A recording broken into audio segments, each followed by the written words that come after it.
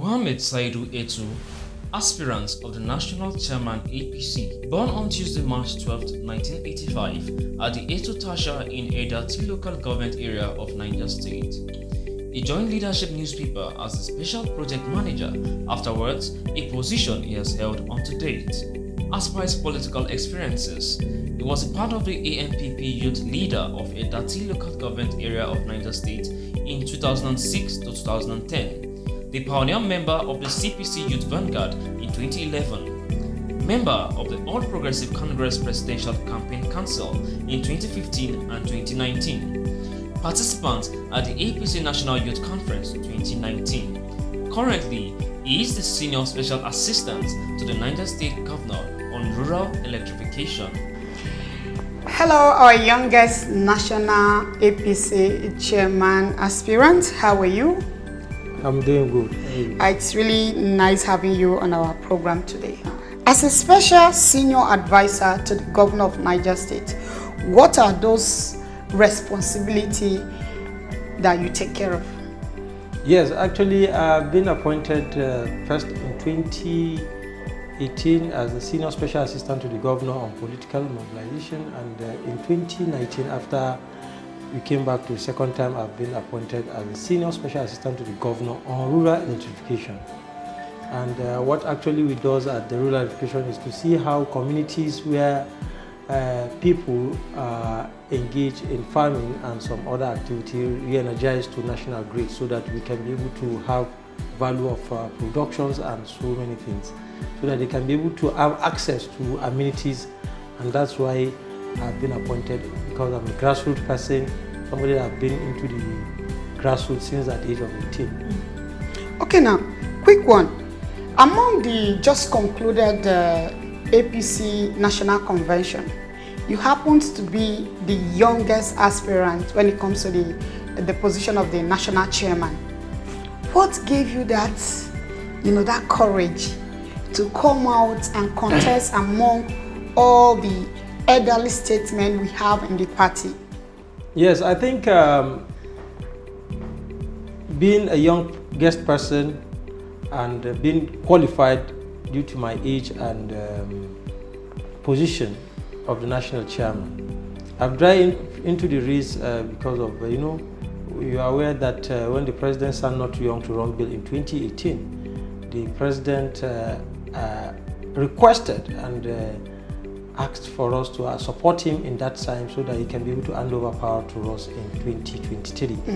And with presidential statement like that, we key into that, and we see that we can be able to start from partisan politics, not being a presidential aspirant, so that we can be able to have our political structures in order and move our political system, so that we can be able to present good candidates ahead of 2023 general election. And that's why I'm in the race, and to see as my capacity as a person that joined partisan politics at the age of 18, I've tried to see how I can be able to bring my experience and capacity of putting the party in a proper direction into bear at the just concluded convention.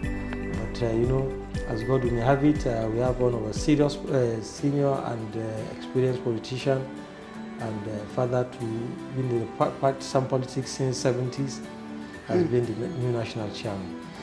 Oh, that's good. Now, following your position as a senior special advisor to the governor in the rural area, what are the benefits?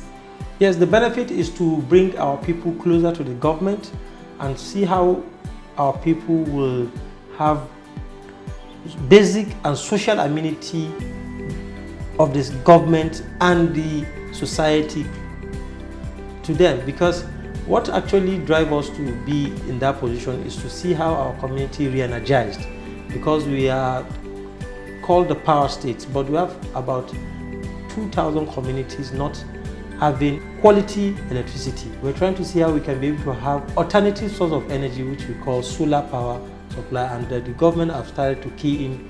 There are so many communities that have now been using solar power to power their communities, so that they can be able to have adequate electricity in their communities.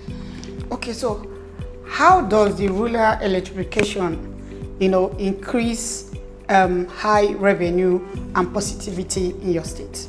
Yes, electricity virtually is not only in my state that can be able to give revenue. It's necessity and it's very part of our life, because virtually everything we do now is about electricity. We use electricity to even power most of our gadgets. Yes. And even, in fact, making our life more comfortable, we need electricity in virtually all aspects of our life. And that's why, being at that critical area, we are working towards that to make sure that by 2023, at least out of these 3,000 communities, we have at least 1,000 communities re-energized and with stable electricity, even with alternative source of energy, which I call solar power supply. Thank you. Now, sir, following your agenda, why do you think there is a need to empower the youth? Yes, youths are the bedrock of and they are one of the key indices of development, because it's young people that drive economy. They are the ones that have energy, they are the ones that have the capacity to do it at a speed. Because you look at the third world country, every country now is moving at a speed to see how they can be able to catch up with development. And the young people we have now, they are anxious to see how the country will move forward. And that's why key interest in see our young people and people of our generation contribute our quota to the development of this country and the nation entirely. And that's why, if you look at most of my program and agendas, it's tailored towards youth inclusiveness in the government. Because right now the country needs experienced and energetic people. Vibrant people. Vibrant, exactly. To see how we can be able to move this country forward. Politics is the one that shapes life. It's one that gives us the policies and direction of the country. And we have to start from politics so that we can be able to participate in the governance and see how we can be able to make it possible. Wow, thank you. Now, can you share some of those experiences that you have gathered so far? Yes, the experience is a very interesting one because of kind of my background and the kind of task I took as a project in my life. I know politics is very, very serious business that we should be able to, we shouldn't risk to just let it be like that. And being experienced in the game, and even at the last convention, it shows me a lot that we need to do a lot more to improve on our democracy and electoral system. It has come to stay. I believe our democracy has come to stay, and it's the best way of giving people sense of belonging and sense of participation. And my experience in the last convention shows that we, as a young people, need to push more harder to see how we can be and contribute our quota to the development of this country and the nation entirely. Thank you. What kind of legacy would you want to leave behind? Yes, the kind of legacy I want to leave behind is to see a prosperous country, a country that a northerner and the southerner can live in the same room without any fear or be together, be together, a united Nigeria. Yeah. Because the country now, it's we are so balkanized, we are so divided that we suspect each and every one of us, which we shouldn't be. We should be a united Nigerian, because I want to see a Nigerian that I can move to Anambra or move to my state, Delta State. Delta State freely, without having fear that anything that will happen it's going to happen to you. You can go to Kaduna, go to Kano, go to everywhere, Gombe, Sokoto, and feel free and do whatever you want to do as a country, because that's what makes us a united Nigeria. Yes. But at the present, you can see that everybody is apprehensive and you are not comfortable traveling at this critical time because of kind of disunited we are.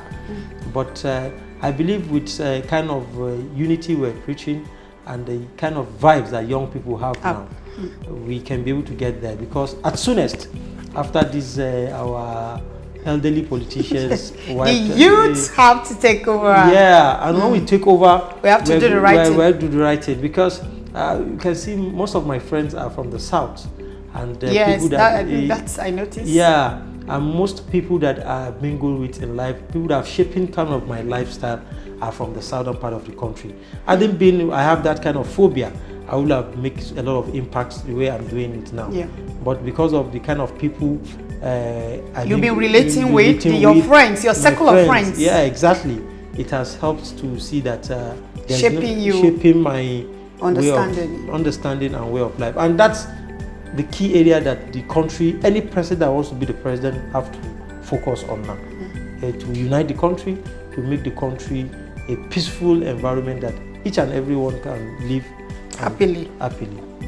That's it. Now, kindly highlight some of the reasons why you decided to contest for the position of the APC national chairman. Yes, first and foremost, as you are aware, the last few months, our party is in deep, a little bit internal wranglings, and due to kind of experience that we've visited of some years now, we've tested a lot of people. We've tested the former governors, former chieftains of the party, people that think that they have experience and they were not able to give us the results that we want. And I've seen that, okay, that's if we've tested these people, why can't they test us who also have a grassroots base and someone that have been in the partisan politics since at the age of 18. Let's also be at the forefront so that we can be able to bring our experience and our capacity and the way we can be able to manage it effectively into bear. And that's what pushed and gave me that sense of direction to be the national chairman of our great party. Now, thank you. If you are given the opportunity to rule this country, and okay, what will you change? Yeah, first and foremost, as earlier said, I'll first work on our unity as a nation. We must come together as a one entity. We must see how we can be able to develop this country in terms of infrastructural development and see how we can be able to secure this country effectively, because those are the key areas that we are lacking now. Security, unity, and infrastructural development, because the country is lacking behind in so many things. We're still talking about power supply, we're still talking about roads, we're still talking about so many things. And industrialization of Nigerian is the key, because look at the number of young people that are coming out. Look at the number of young people that are chunking out from our university system. Even not university system, people that have the capacity at the grassroots level. Some of them are not even graduates, but they are doing well. But there's no opportunity for them to excel because of the kind of foundation that we have from our parents, and there's so many people that have given opportunity to serve this country. But if given opportunity, we'll try and lay a solid foundation that each and every one of us can wake up in the morning and goes to his primary assignment and do whatever he wants to do and come back peacefully and sleep and have electricity and continue his life. And the unity. Yeah, those are the key things. Now, I want to ask a very important question, because as a youth, I need to ask this question. Now, do you think the Nigerian youth are really ready for leadership? Yes, with the kind of push that we started in this national chairmanship and the kind of young people that have supported this project, I believe that we are ready to take over. Because look at my project, it's mostly driven by young Nigerians. And the young people make sure that we've been on the same table with this. But, you know, it's not only me or any other person. It's about all of us that we can come together at this critical time to rescue this country, rescue this nation. And that's why I'm calling on each and every one of us, both private and public sector, should come together and redesign the country that we want to live in the next 20, 30 years. Because this is the best time we can do it, and this is the time for us to be able to negotiate our future with these people that we've given a lot of time to pilot the affairs of this country.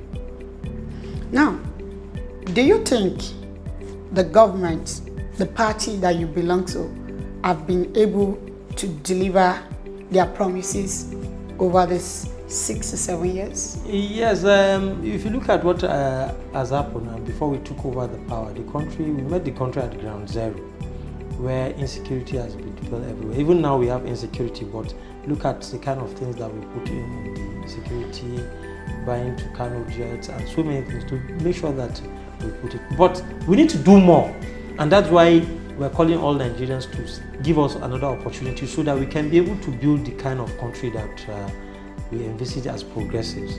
And that's why we get into the race, and we're calling on them to also look at other angles so that young people can be carried along and move this country forward. Thank you so much. Now, before we'll call it a day, what are your advice for the youth and our leaders out there?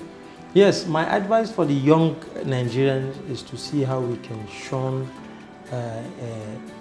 issue of criminality that's built amongst average Nigerians, so that we can be able to build the country that we wish for. Because I didn't expect someone at the age of 80, 70, still thinking of serving in the government. But the kind of leaders we have now, everybody wants to still be in the system, even though you don't have energy. Someone, even at the wheelchair, he wants to go and contest and even rule the country. But this is not the kind of leadership I want them to recruit or not. Thank you so much. You've heard from our guest today, the youngest national chairman aspirant under the platform of the APC. Our leaders out there, our fathers, we ask for the opportunity to take over from you. And we young Nigerians, you've heard from our brother today, come back, change from whatever criminal act that you're doing. We need to put this country together and make it a better place for us to stay. I still remain your host, Mercy Alexander, but don't forget to follow us on all our social media handles. Bye and have a wonderful week.